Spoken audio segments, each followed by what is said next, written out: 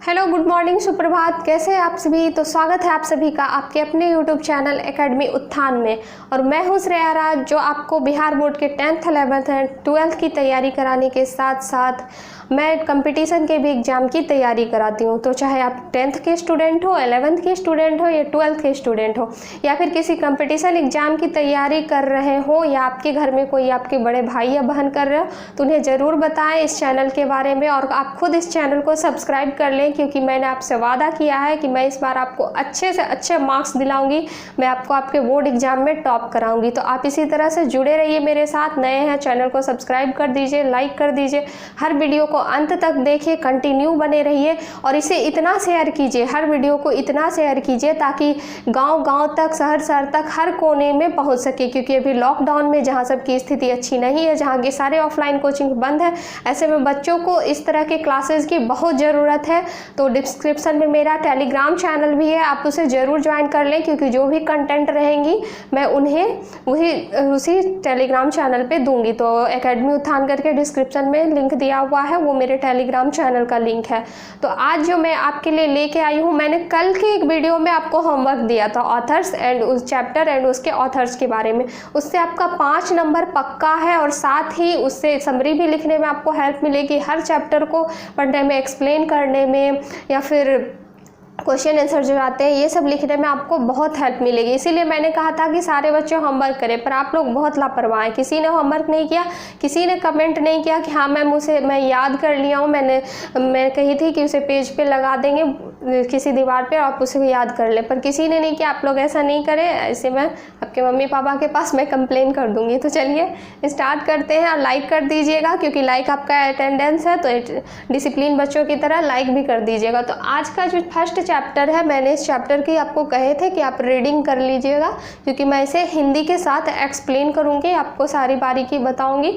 और यहीं से आपका ऑब्जेक्टिव शुरू हो जाएगा, यहीं से आपका समरी लिखने का कला शुरू हो जाएगा। क्योंकि मैंने कहा था कि मैं समरी खुद आपको लिखना सिखाऊंगी, क्वेश्चन आंसर खुद लिखना सिखाऊंगी। तो आज का जो चैप्टर है इंडियन सिविलाइजेशन एंड कल्चर, चलिए मैं अब एक्सप्लेन करती हूँ इसको। तो बुक ले लेती हूँ, आप लोग भी अपना बुक उठा लें। इस वीडियो को देखने से पहले बुक ज़रूर ले लें, लाइन बाय लाइन उसका एक्सप्लेनेशन देखें, समझें, 1 से 2 बार समझें। तो चलिए, सबसे पहला चैप्टर है इंडियन सिविलाइजेशन एंड कल्चर, भारतीय सभ्यता और संस्कृति। भारतीय सभ्यता और संस्कृति। सिविलाइजेशन का मतलब होता है सभ्यता और कल्चर का मतलब होता है संस्कृति। तो इंडियन सिविलाइजेशन एंड कल्चर, भारतीय सभ्यता और संस्कृति, ये महात्मा गांधी द्वारा लिखी गई एक रचना है। महात्मा गांधी द्वारा लिखी गई है। महात्मा गांधी ने एक उपन्यास लिखा, यानी ऑटोबायोग्राफी। पता है ऑटोबायोग्राफी किसे कहते हैं? जो कि कोई अपनी जीवनी के बारे में खुद से कुछ लिखे। जैसे मेरी जीवनी के बारे में मैं अगर खुद से कुछ लिखूं तो ये ऑटोबायोग्राफी कहलाता। और अगर आपकी जीवनी के बारे में मैं लिखूं, यानी कि आपकी जीवनी कोई और लिखे, तो उसे बायोग्राफी कहते हैं। ये अंतर होता है ऑटोबायोग्राफी और बायोग्राफी में। तो महात्मा गांधी की ही एक ऑटोबायोग्राफी थी, my experiment with truth. My experiment with truth. और उसी का एक पार्ट है ये इंडियन सिविलाइजेशन एंड कल्चर। जैसे देखिए ऑटोबायोग्राफी हो गया या नॉवेल हो गया, सब बड़ा मोटा मोटा बुक होता है, तो उसी से एक पार्ट उठा लिया जाता है और उसी को एक नाम दे दिया जाता है चैप्टर को, जिसमें कि बहुत अधिक ज्ञान होते हैं आप लोगों के लिए। तो इसीलिए इंडियन सिविलाइजेशन एंड कल्चर भी माई एक्सपेरिमेंट विद ट्रूथ से लिया गया एक पार्ट है। तो चलिए इस चैप्टर को एक्सप्लेन करते हैं। सबसे पहले तो राइटर के बारे में आएगा। राइटर की जो परिचय है वो इसलिए क्योंकि ऑब्जेक्टिव क्वेश्चन में इससे बहुत सारे क्वेश्चन आते हैं। आपके जो लेखक के परिचय हैं उससे बहुत सारे क्वेश्चन आएंगे ऑब्जेक्टिव क्वेश्चन में भी। और समरी का जो 1 से 1.5 पेज का समरी होता है, उसका आधा पेज तो आपका इसी से, ये सिर्फ लेखक परिचय पढ़ने से ही आधा पेज लिखा जाएगा, और वो आप खुद लिखेंगे। अब देखिए कैसे। तो सबसे पहले तो देख लीजिए, ये Indian civilisation and culture, Mahatma Gandhi. क्या कर रहा है, Mohandas Karamchand Gandhi 1869 to 1948, popularly known as Bapu और the father of the nation. आप जरूर अपना बुक निकाल लें और उस पर लाइन बाय लाइन पढ़ें। was more a spiritual leader Indian than a politician, यानी कि मोहनदास करमचंद गांधी जो है, सबसे पहले है महात्मा गांधी का पूरा नाम क्या था, मोहनदास करमचंद गांधी। महात्मा गांधी का ये पूरा नाम है महात्मा गांधी मोहनदास करमचंद गांधी। जो ब्रैकेट में दिया 1869 to 1948, ये इनकी जन्म और डेथ का डेट है। तो इनका जन्म कब हुआ था, ये सारे ऑब्जेक्टिव क्वेश्चन है, देखिए कैसे निकल रहे हैं। 2 अक्टूबर 1869 को इनका जन्म हुआ था पोरबंदर गुजरात में। गुजरात में इनका जन्म हुआ था, आप लोग ध्यान रखेंगे। और इनका जो डेथ हुआ था, आप लोग को पता है इनका शॉर्ट डेथ हुआ था, यानी कि इन्हें गोली मारी गई थी नाथूराम गोडसे द्वारा। 30 जनवरी 1948 को इनका डेथ हुआ था, नाथूराम गोडसे ने इन्हें गोली मारी थी। पॉपुलरली नॉन एज बापू और द फादर ऑफ नेशन, इन्हें बापू और फादर ऑफ नेशन यानी कि राष्ट्रपिता के नाम से जाना जाता है। He is not Bapu, people called him Bapu और father of the nation, father of nation. तो इन्हें बापू और फादर ऑफ नेशन के नाम से भी जाना जाता है। Was more a spiritual leader than a politician, ये ना ही सिर्फ एक आध्यात्मिक गुरु रहे हैं बल्कि एक बहुत अच्छे पॉलिटिशियन, राजनीतिक लीडर भी रहे हैं। He successfully used truth and non-violence as the chief weapons against, इन्होंने अपने जीवन में सत्य और अहिंसा को एक प्रमुख हथियार माना है। इनका कहना था कि अहिंसा के मार्ग पे चल के ही हमें देश को आज़ादी मिलेगी, मतलब हमारे देश को आज़ादी मिलेगी। कैसे, तो अहिंसा के मार्ग पे चलते। क्योंकि इन्होंने एक बार, आप लोग भी अगर पढ़े होंगे 1857 की क्रांति के बारे में, तो उसमें किस प्रकार जब भारतीय सैनिकों ने, भारतीय राजाओं ने विदेशियों की हत्या की, तो उसके बाद 1857 की क्रांति में भारत को तो आज़ादी नहीं मिली, लेकिन उसके बाद अंग्रेज़ों ने किया भारतीय के साथ जो वो बहुत दुर्दांत था। अंग्रेज़ों ने उन्हें सामूहिक लटका कर उन्हें फांसी दी, जिसकी वजह से बहुत ज़्यादा, जितना अंग्रेज़ों की हत्या नहीं हुई थी उससे 3 गुना 4 गुना दुगना भारतीयों की हत्या की गई। इसीलिए उनसे सबक लेते हुए भी, और ऐसे भी महात्मा गांधी का कहना था कि हिंसा नहीं करना है, हिंसा से हमें आज़ादी नहीं मिलेगी, हमें जब भी आज़ादी मिलेगी तो सत्य और अहिंसा। तो इनका जो एक हथियार कह लीजिए वो था सत्य और अहिंसा, यानी कि ट्रूथ एंड नॉन वायलेंस। तो ऑब्जेक्टिव में भी क्वेश्चन ये पूछा जा सकता है, truth and non violence.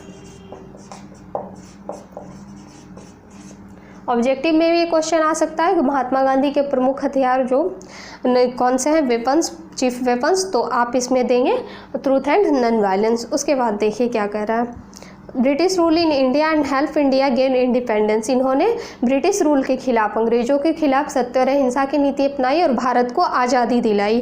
From 1950 till 1948 he completed dominated Indian politician.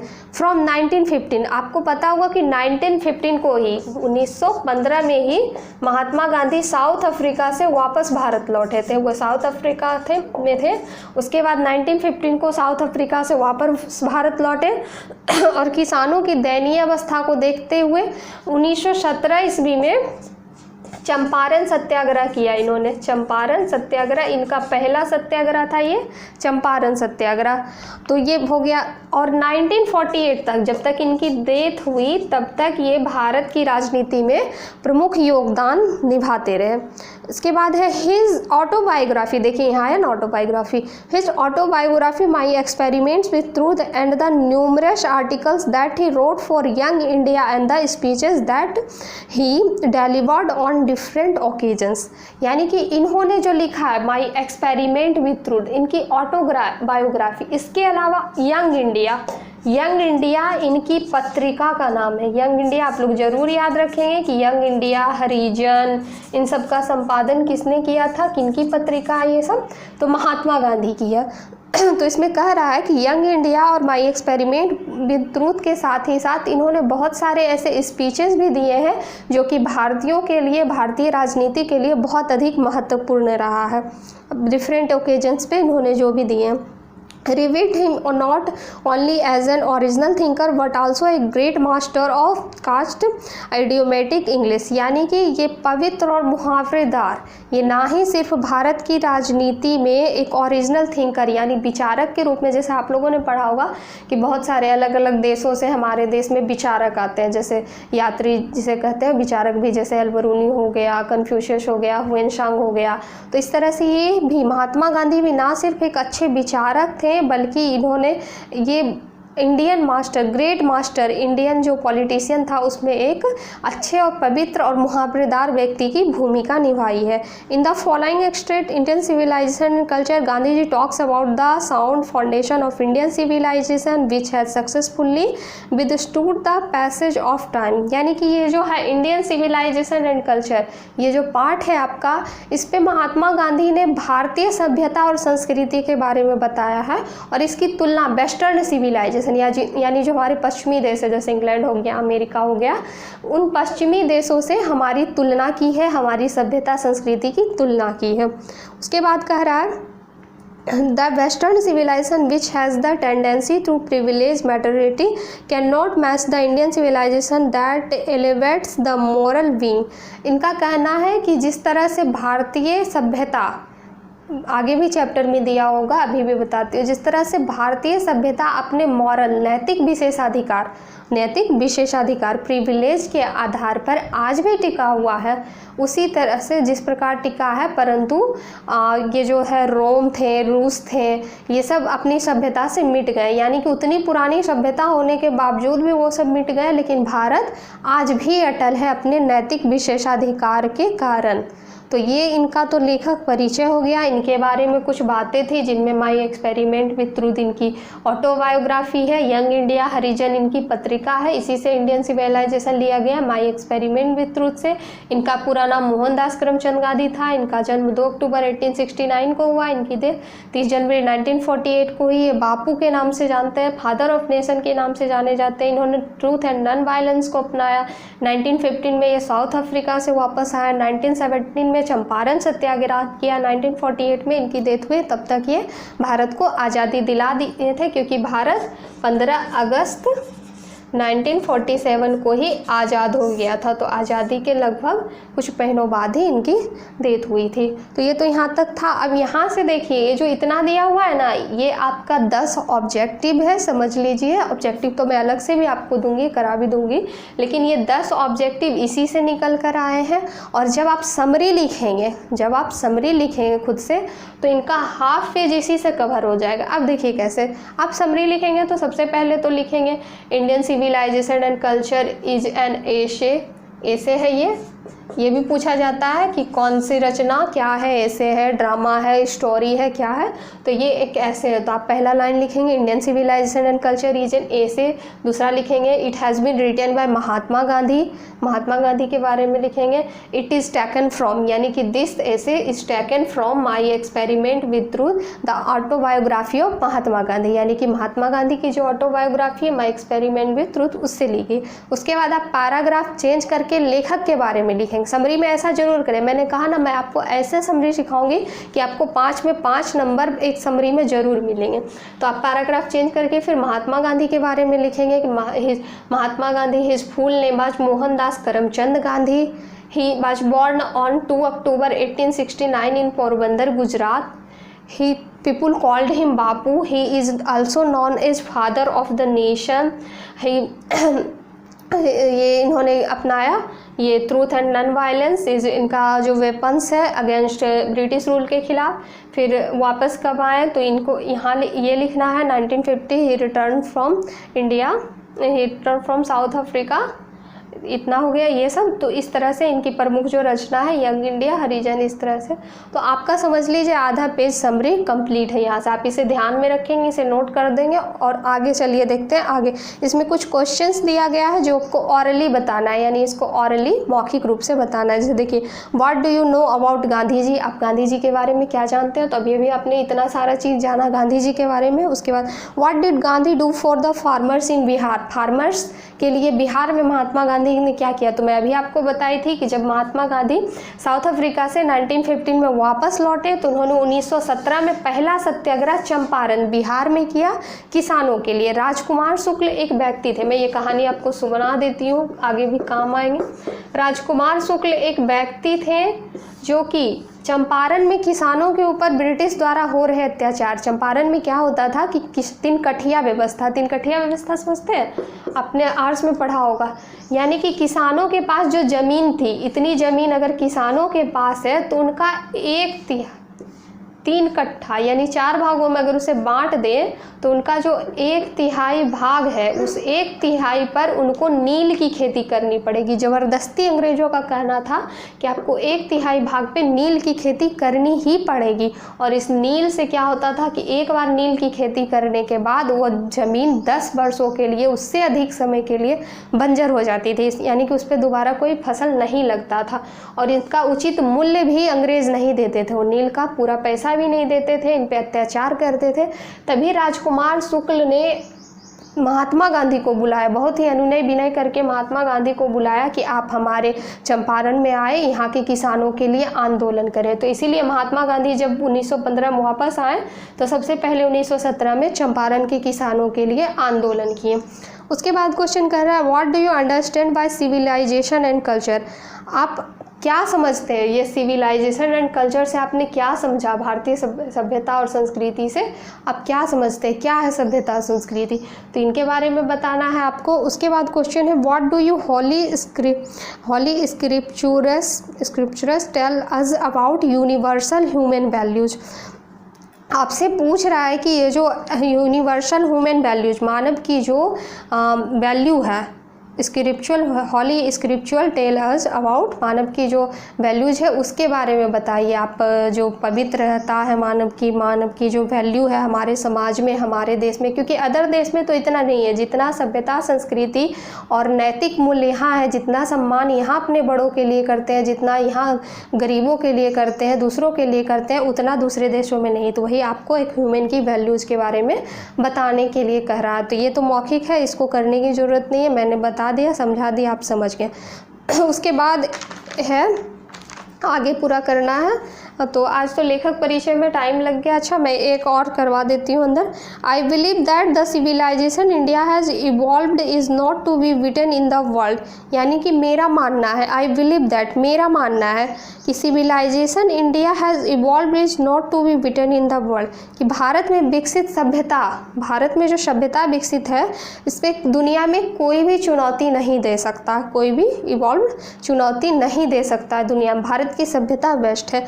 Nothing can equal the seeds sown by our ancestor, यानी हमारे एंसेस्टर पूर्वजों ने जो बीज बोया था वो बीज सबसे ज़्यादा गहराई तक, मतलब उससे अच्छे पौधे निकले, अच्छे सब कुछ हुए। जो बीज बोया, बीज बोना का मतलब यहाँ पौधों के बारे में नहीं है, बीज बोना का मतलब है कि हमारे पूर्वजों ने जो हमें संस्कार दिया हमारे लिए, जैसे प्राचीन काल में भारत को सोने की चिड़िया कही जाती थी, तो उन्होंने जो कर दिया वो हमारे लिए बहुत ही काम किया है।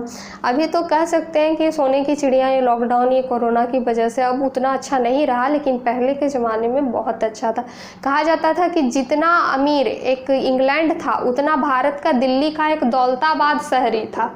जितना धन पूरे इंग्लैंड में था उससे ज़्यादा धन हमारे दिल्ली के एक छोटे से शहर दौलताबाद में था, इतना था हमारा देश। उसके बाद है Rome went Greece shared the same fate the might of the Pharaohs was broken, मतलब रोम मिट गए, ग्रीसियर्स, ग्रीस का भी वही हाल हुआ, यूनान जिसे कहते हैं, और फेरोज़ के बल टूट गए, फेरोज़ ब्रोकन हो गया। Japan has become westernise, Japan जो था उन्होंने पश्चिमी सभ्यता को अपना लिया। Of China nothing can be said, और चाइना के बारे में तो कुछ कहा ही नहीं जा सकता। But India is still, India आज भी वहीं स्थिर है, भारत आज भी स्थिर है। समहाउ और other sound at the foundation, अपने पहले की ग्लोरी में जितना कि भारत आज भी अपनी नींव पे उतना ही स्थित है जितना कि पहले स्थिर था।